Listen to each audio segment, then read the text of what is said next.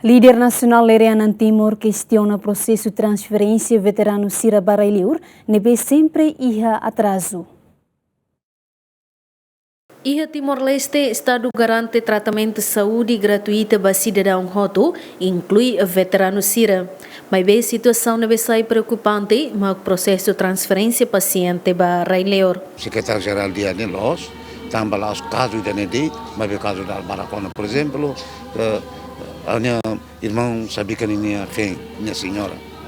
A tama, surat ia fulana abril, você ia gaveta lara, Tony Matedei.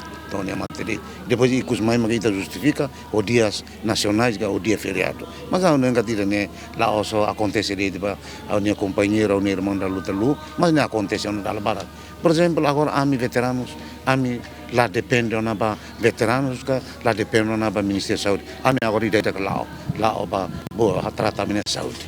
Então a lá com confiança, Por exemplo, o Bahia Atubane, lá chateia no governo, o Bahia, mas se sira hakarak fo, simo di marro, mas lá fo, lá depende na basira. Antes nem governo Timor-Leste a situação balo, INB divide Sira e hospital Sira e Baralheur, sai bot no governo lore tempo na de resolve. Situação ainda nem halo processo de transferência paciente Baralheur, sai pendente, também hospital Sira exige a tu governo Timor-Leste finaliza pagamento.